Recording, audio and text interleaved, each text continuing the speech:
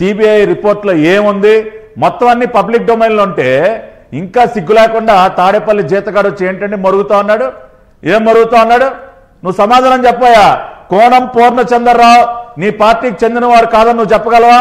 ఈ మధ్య వచ్చినటువంటి ఒక ప్రెస్ క్లిప్పింగ్ దానిలో చాలా స్పష్టంగా విజయసాయిరెడ్డిని కలిసిన ఏదుమూడి వైఎస్ఆర్సీపీ సీనియర్ నాయకుడు కోనం పూర్ణచంద్రరావు తాడేపల్లిలో వైఎస్ఆర్ కాంగ్రెస్ పార్టీ జాతీయ ప్రధాన కార్యదర్శి రాజ్యసభ సభ్యుడు శ్రీ విజయసాయిరెడ్డి గారిని తాడేపల్లిలో ఆయన స్వగృహంలో శాసనసభ్యులు టీజేఆర్ సుధాకర్ బాబు గారి సమక్షంలో కలుసుకుని గ్రామ మరియు మండల రాజకీయాలు గురించి చర్చించారంట కోనం పూర్ణచంద్రరావు గారు. ఏమయ్యా సజ్జల రామకృష్ణారెడ్డి, ఇది ఇది ఇది నిజం కాదా? ఇది కాదని చెప్పగలవా నువ్వు? ఇంత స్పష్టంగా నీ పార్టీతో వాళ్ళకున్నటువంటి సంబంధాలు బయటపడితే ఇంకా పురంధరేశ్వర గారి గురించి చంద్రబాబు నాయుడు గారి గురించి ఏంటి ఆయన మొరిగేది?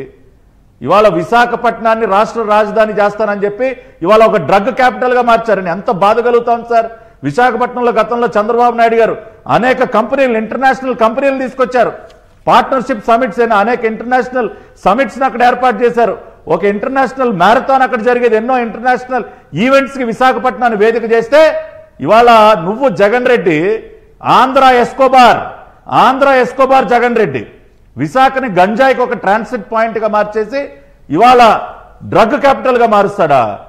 నిజంగా ఉత్తరాంధ్ర ప్రజలు ఎంత బాధపడుతూ ఉండుంటారు సార్. విశాఖ ఇందాక మూర్తి యాదవ్ అన్నట్టు ఎంత ప్రశాంతమైనటువంటి సిటీ అది. ఎంతో మంది అన్ని వివిధ రాష్ట్రాల నుంచి వచ్చి అక్కడ సెటిల్ అవుతూ ఉంటారు సార్ విశాఖపట్నంలో.